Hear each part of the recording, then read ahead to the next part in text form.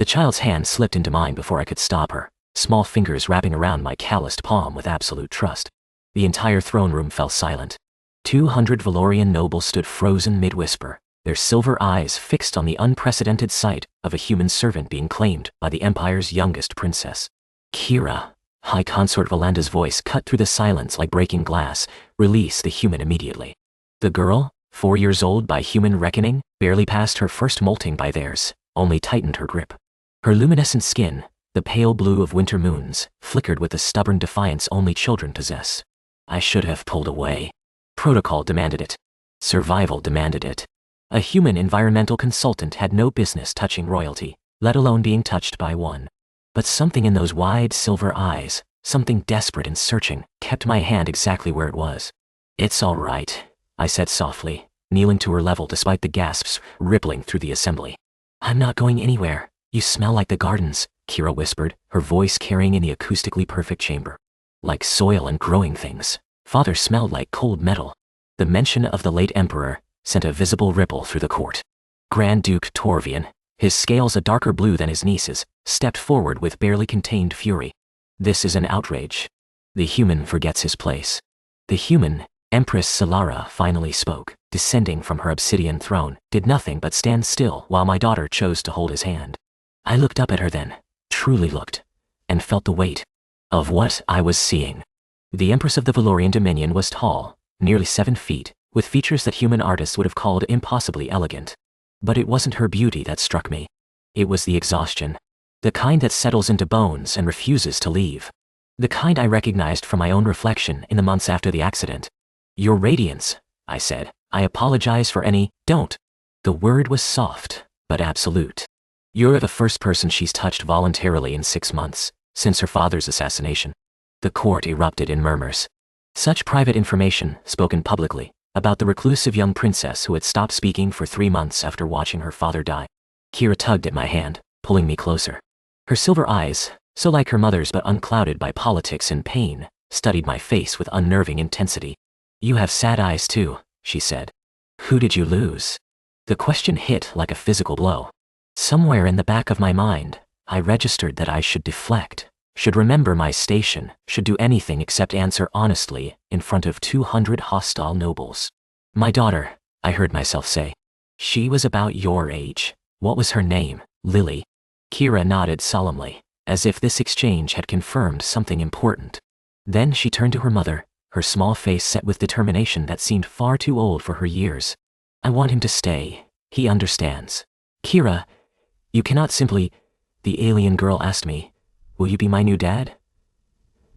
Kira's voice rang clear and high through the chamber. Her mother froze. The Empress went absolutely still. The silver luminescence of her skin flickered once, twice, then steadied into something unreadable. What did you say? It's what the old stories call it, Kira said, her grip on my hand tightening.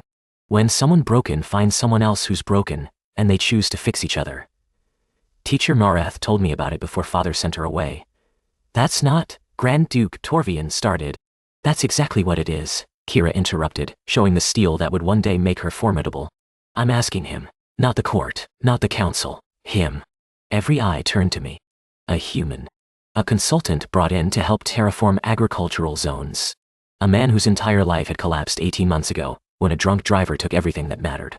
Your Highness, I said carefully, I'm honored, but you're scared. Kira's observation was matter of fact. That's okay. Mother is scared too. She just hides it better.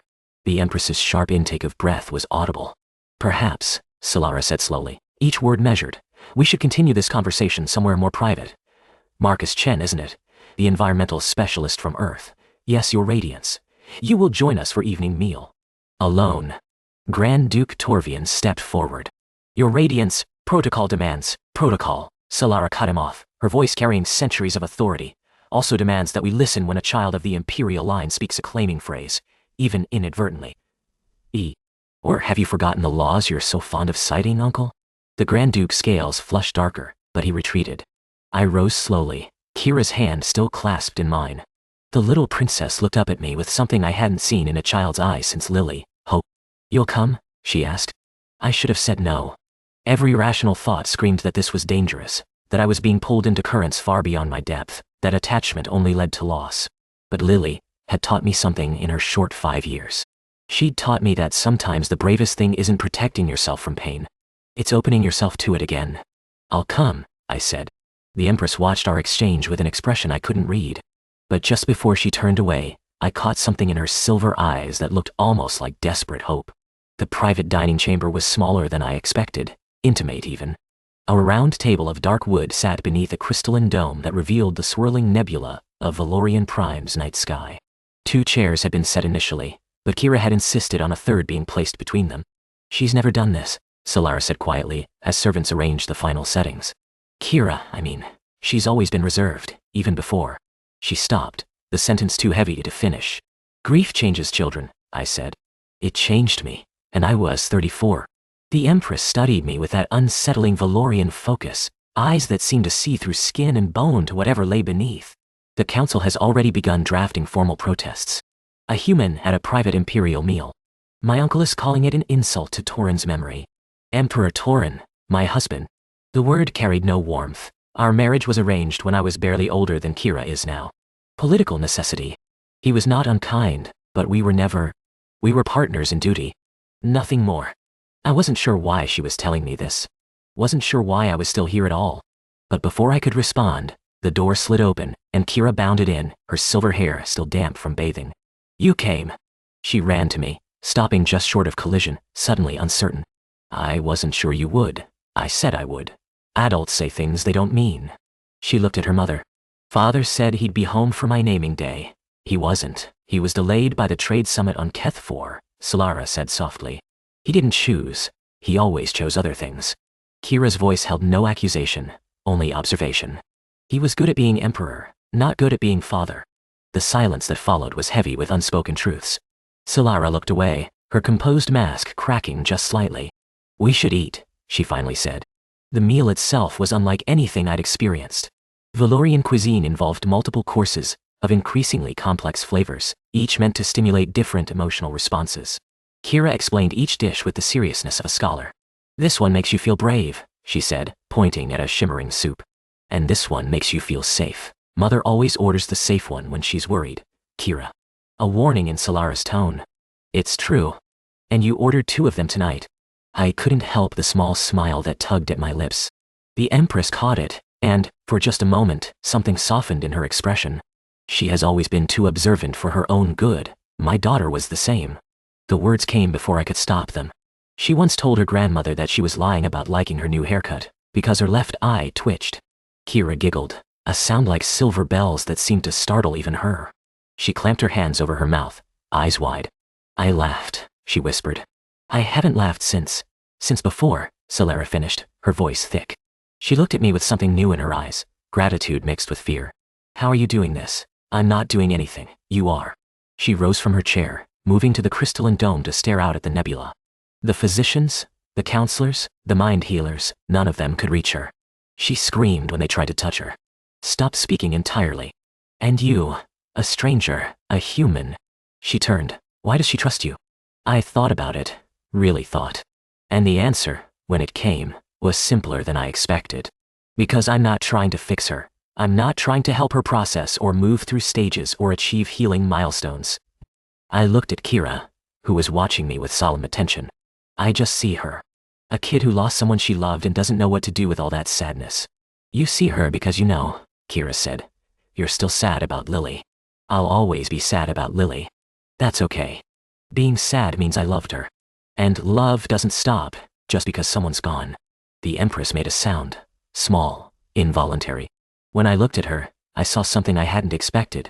Tears, luminescent on her silver skin, trailing down her perfect features. "Forgive me," she said, turning away.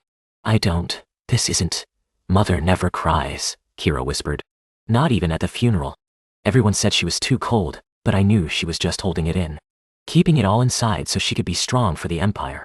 I stood, uncertain what protocol dictated, and discovered I didn't care. I walked to where the Empress stood, careful to keep space between us, but close enough that she could hear me speak softly. "Your radiance, Selara." Her voice was barely audible. "When there are no witnesses, no councils, no politics. I'm just Selara. Selara that shine." The name felt strange on my tongue, too intimate for what we were. You don't have to hold it alone. Don't I? She turned to face me, and I saw the full weight of her grief for the first time. Not for a husband she'd barely loved, but for the girl she'd been before duty claimed her. For the mother she wanted to be, but didn't know how. For 6 months of watching her daughter disappear into silence and being helpless to stop it. The court sees me as a vessel, a means to produce heirs and maintain alliances. Torin saw me as a partner in governance. My uncle sees me as an obstacle to his own ambitions. She laughed, bitter and broken. Do you know what my daughter asked me 3 days after the assassination? She asked if I was sad that father was dead, or just scared about what happens next. What did you tell her? Nothing. Because I didn't know the answer. She wiped at her tears, the gesture somehow more vulnerable than the tears themselves. What kind of mother doesn't know if she's grieving her husband, or just her own stability? An honest one, I said. She stared at me. You're strange, Marcus Chen. You speak to me as if I'm merely a person, aren't you? I haven't been merely anything since I was 12 years old. A small hand slipped into mine. Kira had crossed the room silently, and now she reached for her mother with her other hand. Selara hesitated, just a moment, before accepting her daughter's touch. See? Kira said softly. We can all be sad together. It's less heavy that way. We stood there, the three of us, beneath a sky full of stars that humanity had only dreamed of reaching a century ago. An empress, a princess, and a broken man from a small blue planet who had somehow wandered into something he didn't understand. You should go, Selara finally said, though she didn't release her daughter's hand. If you stay longer, there will be questions, implications. My uncle is already seeking ways to undermine me. I understand, do you? She studied me again with those silver eyes. Kira spoke a claiming phrase today. Do you know what that means in our culture? No. It means she's declared intention. A child of the imperial line may claim a guardian, someone outside the blood who holds authority over their protection and education. It hasn't been invoked in 3 centuries. And if it's invoked, the claimed guardian must be formally recognized by the council. They must live within the palace grounds. They must... She hesitated. They must be bonded to the imperial house, permanently. The weight of Kira's words suddenly became clear. This wasn't a child's whim. It was a legal declaration, even if she hadn't fully understood its implications. I won't hold you to it, I said. She's a child. She didn't know, but she did. Selara's voice was steady now, composed once more but warmer somehow. Kira has been studying law since she could read.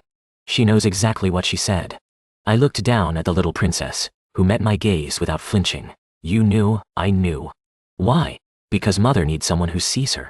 And, so do I. She squeezed both our hands. You don't want anything from us, not power, or status or alliances. You're just here. That's new. I should have been terrified. A month ago, I'd been cataloging soil compositions in the eastern provinces, trying to find purpose in work after loss had stripped everything else away. Now I stood in an imperial chamber, holding hands with an empress and a princess, being pulled into currents that could drown me. But Kira was right about one thing. I was already broken. What was one more risk when you had nothing left to lose? We'll figure it out, I said. Whatever happens next, we'll figure it out together. Selara's silver skin flickered with an emotion I couldn't name. You may regret those words, Marcus Chen, probably, but I'll mean them anyway. The council chamber rang with outrage. 3 weeks had passed since that first dinner. 3 weeks of quiet evenings, of Kira's laughter returning, of conversations with Selara that stretched late into the night. 3 weeks that the court had watched with mounting fury. This is unprecedented. Grand Duke Torvian's voice echoed off the vaulted ceiling. A human, a common laborer, cannot be recognized as imperial guardian. The law disagrees. High Arbiter Malon's reedy voice carried the weight of centuries. The claiming phrase was spoken correctly, in the presence of witnesses, by a child of imperial blood. The statutes are clear. Oh. The statutes were written before humans even knew fire, and yet they remain binding. Malon adjusted his ceremonial robes. Unless you're suggesting we discard law when it becomes inconvenient, Grand Duke? I stood in the center of the chamber, surrounded by hostile faces. Selara sat on her throne, Kira beside her on a smaller seat. The Empress's expression was carefully neutral, but I'd learned to read the tension in her shoulders, the slight flicker of her luminescent skin. The human has bewitched them. This from Duchess Corvain, her scales the deep purple of the night-blooming flowers in the palace gardens. Some human trick. Their species is known for emotional manipulation. Is it? Selara's voice cut through the murmurs. I wasn't aware humans had any notable psychic capabilities. Perhaps the Duchess has intelligence our scholars lack. Corvain flushed darker. Your radiance knows what I mean. I know you're accusing my daughter of being incapable of making her own decisions. That you're suggesting the Empress herself has been somehow compromised. Selara stood, her full height making her tower over even the tallest nobles. Choose your next words carefully, Duchess. The chamber fell silent. There is, Torvian said slowly, an alternative. The Trial of Worthiness. I felt Selara stiffen even from across the room. That hasn't been invoked in, the Empress began. 600 years, yes. But it remains legal. Torvian's smile was cold. If the human is truly worthy of this honor, surely he won't object to proving it. What trial? I asked, tired of being discussed as if I wasn't present. Torvian turned to me, his silver eyes gleaming with barely concealed triumph. A series of tests, physical, mental, and spiritual, designed to prove the worth of those who would join the imperial house. And if I fail, exile? Permanent separation from any member of the imperial family. His smile widened, and of course your presence would be erased from the princess's memory. Kindness, really. To spare her the attachment to someone unworthy. You would mind wipe a child? The words came out harsher than I intended. We would heal a child of inappropriate bonding, yes. I looked at Kira. She was watching me with absolute trust, her small hand clutching her mother's. In 3 weeks, she'd gone from silent and withdrawn to laughing, talking, even playing in the gardens. The mind healers had called it miraculous. Torvian called it a threat to his power. I'll do it. The words silenced the chamber again. Marcus. Selara's voice held warning. You don't know what you're agreeing to. The trial was designed for Velorian physiology. Humans have never. I'll do it, I repeated. If that's what it takes to stay, I'll do it. Torvian's expression flickered, surprise quickly masked. He hadn't expected acceptance. He'd expected to use my refusal as proof of unworthiness. Very well. His voice was silk over steel. The trial begins at dawn tomorrow. 3 tests, 3 chances to prove yourself. He leaned closer. 3 chances to die. I didn't flinch. Couldn't afford to. I'll be ready. The first test was physical. An obstacle course through the crystal caverns beneath the palace, designed to test endurance, agility, and resistance to the disorienting effects of the resonant crystals that grew there. I lasted 4 hours. Longer than anyone expected, shorter than I needed. The crystals created harmonics that disrupted human neural pathways, and by the end, I could barely walk straight. I completed the course, but collapsed at the finish. The second test was mental. A debate with 5 scholars on topics ranging from Velorian history to philosophical ethics. For 6 hours they attacked every statement, challenged every assumption, twisted every word. I held my own, barely, drawing on memories of academic defenses and corporate negotiations. But the third test nearly destroyed me. The trial of soul requires that you face your deepest grief, High Arbiter Milan explained, leading me to a chamber deep within the palace. A psychic construct will manifest your loss. You must make peace with it. Make peace how? That varies. Some accept. Some forgive. Some simply endure. The chamber was empty, except for a single chair. I sat, the lights dimmed. And then, Daddy? I stopped breathing. She stood before me. Lily, Pacho. My Lily. 5 years old, wearing the yellow dress she'd worn on the day she died. Her dark hair in the pigtails her mother used to make. Her eyes, my eyes, looking up at me with confusion. Daddy, where did you go? You said you'd pick me up from school. Lily. Her name was broken glass in my throat. Baby, you didn't come. Tears welled in those perfect eyes. You promised. You always promised. I know, sweetheart. I'm sorry. Why didn't you save me? The words hit like a physical blow. Because that was it, wasn't it? The guilt that lived in my chest, like a second heart. I should have been there. Should have picked her up instead of finishing that report. Should have been in that crosswalk instead of her mother. I wanted to, I whispered. God, Lily, I wanted to. But you weren't there. You're never there. The construct's voice shifted, becoming harder, older. And now you're trying to replace me. With her. With the alien girl. No, that's not. You love her. Lily's face twisted into something cruel.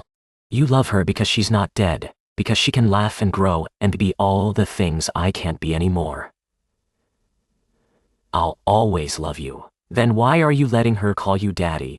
The question broke something inside me. Because there was truth in it. In 3 weeks, I'd started to feel again. Started to hope again. And part of me, a dark, shameful part, felt guilty for it. As if healing meant betraying Lily's memory. She's not replacing you, I said, and the words were as much for myself as for the construct. No one could ever replace you. You are my daughter. You are my daughter. That doesn't stop because you're gone. Then why? Because love isn't a finite resource. I was crying now, openly, unashamed. Loving Kira doesn't mean I love you less. It means I'm still capable of loving it all. And I think that's what you'd want. The construct flickered. Lily's face softened, becoming the real Lily again, not an accusation, but a memory. I miss you, Daddy. I miss you too, baby. Every single day. But you're going to be okay? I'm going to try. She smiled, that brilliant, gap-toothed smile I'd give anything to see one more time, and began to fade. Tell her I said it's okay, Lily whispered. Tell her she can share. And then she was gone. I don't know how long I sat there, in that empty chamber, letting the tears come. Minutes. Hours. It didn't matter. What mattered was that when I finally stood, something had shifted inside me. The grief was still there, would always be there, but it wasn't drowning me anymore. The door opened. Selara stood silhouetted against the light, her expression a mix of hope and fear. Marcus, I'm okay. The words felt true for the first time in 18 months. I'm okay. She crossed the chamber in 3 strides and did something that shocked us both. She pulled me into an embrace. Her arms wrapped around me, her luminescent skin warm against my tear-stained face. I watched, she admitted, her voice muffled against my shoulder. The council has viewing rights. I watched you face your daughter's ghost, and She pulled back, silver eyes searching my face. You, humans. You feel everything so deeply. It should be a weakness, but it's not. It's the bravest thing I've ever seen. The trial, you passed. All 3 tests. A small smile tugged at her lips. The Grand Duke is furious. I laughed, a broken, exhausted sound that somehow felt like victory. Good. From somewhere down the corridor, I heard running footsteps. Kira burst into the chamber, her small face streaked with tears of her own. You stayed, she gasped, throwing herself at me. You stayed, you stayed, you stayed. I caught her, held her, and felt Selara's hand rest gently on my back. We stood there, the 3 of us, in a chamber designed for breaking, and somehow found ourselves more whole than before. I told you, I said softly. I'm not going anywhere. The bonding ceremony took place at sunset, when the twin moons of Velorian Prime rose over the crystal spires of the palace. It was smaller than tradition dictated, Selara had insisted. Only essential witnesses. No spectacle. The council is calling it an insult, she told me that morning, her voice carrying the exhaustion of months of political battle. But I refused to make a performance of my daughter's happiness. Our daughter, I corrected. If we're doing this, I mean. She'd looked at me with something like wonder. Our daughter. Yes. Now I stood in the ceremonial garden, wearing robes of deep blue, the color of those who served the imperial house. Kira stood beside me in silver, her luminescent skin practically glowing with excitement. You have to say the words exactly right, she whispered urgently. If you mess up, the bond won't take, and Arbiter Malon will make that face he makes when people waste his time. What face? Like this? She scrunched her features into a passable imitation of elderly bureaucratic disapproval. See? I bit back a laugh. I'll try not to earn the face. Music began. A haunting melody played on instruments I couldn't name, and the small assembly parted. Selara appeared at the far end of the garden, and for a moment, I forgot how to breathe. She wore white. Not the cold white of her official robes, but something softer, flowing, threaded through with gold, that caught the dying light. Her silver hair was unbound, falling past her shoulders, and her skin pulsed with gentle luminescence. She was beautiful. But more than that, she was real. Present, ... alive in a way I hadn't seen from her before. Breathe, Kira whispered. Right, breathing, good idea. Selara stopped before us, her silver eyes moving from her daughter to me. Something passed between us, an acknowledgement of everything that had brought us here. The loss, the grief, the unexpected hope. We gather, High Arbiter Malon intoned, to witness a bonding unlike any in recent memory. A guardian bond, yes, but also... He paused, clearly uncomfortable with what came next. A soul bond. Between houses. Between species. Murmurs rippled through the small crowd. The council had fought viciously against this addition. In Velorian tradition, a guardian bond and a soul bond were separate things, the first for duty, the second for love. Combining them was almost unheard of. Almost. Marcus Chen of Earth, Malon continued, you have passed the trials. You have proven your worth. Do you accept the burdens of guardianship? To protect, to guide, to place this child's welfare above your own? I do. And do you accept the burdens of soul bonding? To stand beside the Empress, not as subject, but as equal. To share in her sorrows as in her joys? To remain when remaining is hard, and stay when staying is harder? I looked at Selara. Really looked. Saw the fear she was trying to hide. The hope she couldn't quite suppress. The woman beneath the crown who had spent so long alone. I do. Then speak the words of binding. I took a breath. The ancient Velorian phrases felt strange on my human tongue, but I'd practiced for weeks, determined to get them right. I claim this child as my own, though not of my blood. I claim this woman as my partner, though not of my world. Where they walk, I will follow. Where they stand, I will stand beside them. My life is theirs, until the stars grow cold. Selara's eyes glistened. She took Kira's hand, then mine, binding the three of us together. And I accept this claim, she said, her voice steady despite the tears on her cheeks. I accept this man as guardian to my daughter and partner to my soul. Where he walks, I will walk beside him. Where he stands, I will stand with him. Our lives are joined, until the stars grow cold. Kira bounced impatiently. Now me! Now me! Meilon sighed, the face Kira had warned about making a brief appearance, but nodded. The little princess straightened, suddenly serious. I, Kira of House Velorian, accept Marcus Chen as my guardian, and my... She hesitated, glancing at me with sudden shyness. My father. My other father. The one who came when I was sad and stayed when I was happy again. The bonds are spoken, Meilon announced. Let none contest them. Let none separate them. What has been joined today will never be broken, the assembly finished in unison. And it was done. The reception afterward was a blur of congratulations, thinly veiled hostility from Torvian and his allies, and endless political maneuvering. But through it all, Selara's hand never left mine, and Kira never strayed far from our sides. It was near midnight when we finally escaped to the private wing. Kira had fallen asleep in my arms during the final toast, her small body heavy with exhausted contentment. I'll take her, Selara offered. I've got her. We walked together through moonlit corridors, the palace quiet around us. The servants had been dismissed. For once, we were truly alone. Kira's room was exactly as a 4-year-old should be, toys scattered across the floor, drawings pinned to the walls, a telescope by the window that she used to watch the moons. I laid her gently on the bed, and Selara pulled the covers up. She drew you, Selara whispered, pointing to a recent addition to the wall. 3 figures holding hands. 2 tall, 1 small. She said, it's our family. Our family. The words settled into my chest, warm and aching. Selara. Not yet. She took my hand, leading me out of Kira's room and into the corridor. There's something I need to show you first. She led me through passages I'd never seen, upstairs that spiraled into one of the palace's highest towers. At the top was a small chamber, open to the sky, furnished with nothing but cushions and a low table. This was mine, she said softly. Before I was Empress. Before I was anyone. Just a girl who liked to watch the stars.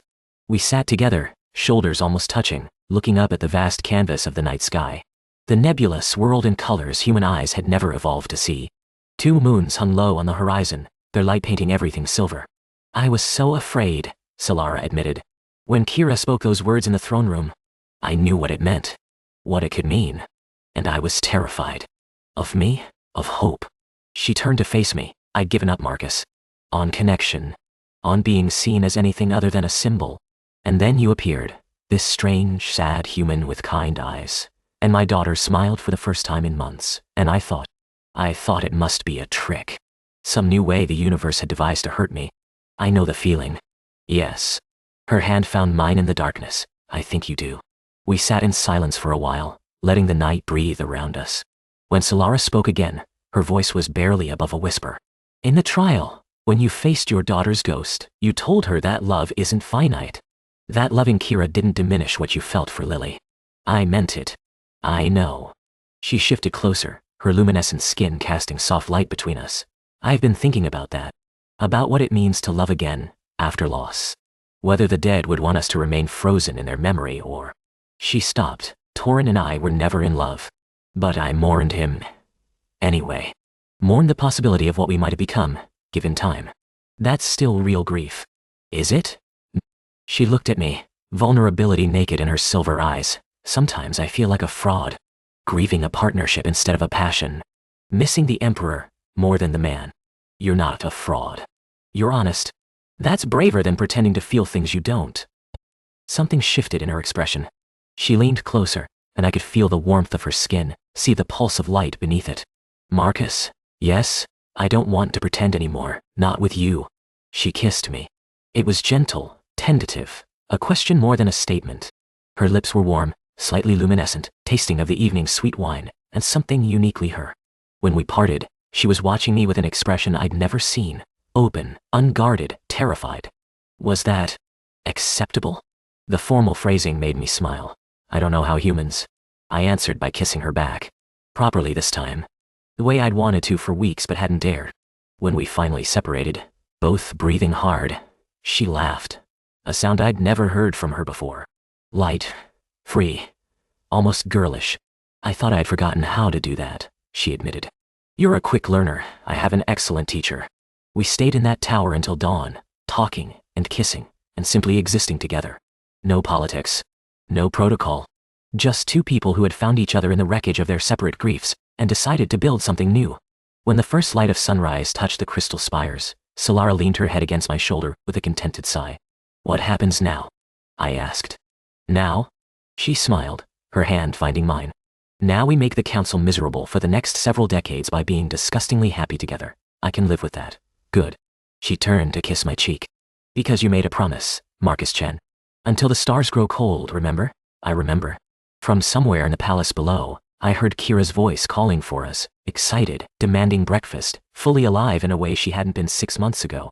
Our daughter awaits, Selara said. Our daughter. Our family. Our future.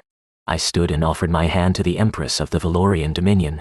She took it, rising with the grace of her station but the smile of a woman who had finally allowed herself to hope. Until the stars grow cold, I promised. Until the stars grow cold, she echoed. And together, we went to greet the morning. YouTube summary: when a grieving alien child suddenly takes the hand of a human stranger and asks, "Will you be my new dad?" The entire Velorian Empire freezes. Kira's innocent words trigger an ancient imperial law, one that can legally bind a human outsider to the royal bloodline. Marcus Chen is a broken man who lost his daughter. Empress Selara is a ruler who lost her husband and her heart. And Kira sees something no one else does, two lonely souls who can heal each other. As the Imperial Council fights to erase him, Marcus must face his past, his grief, and a deadly trial designed to make him fail.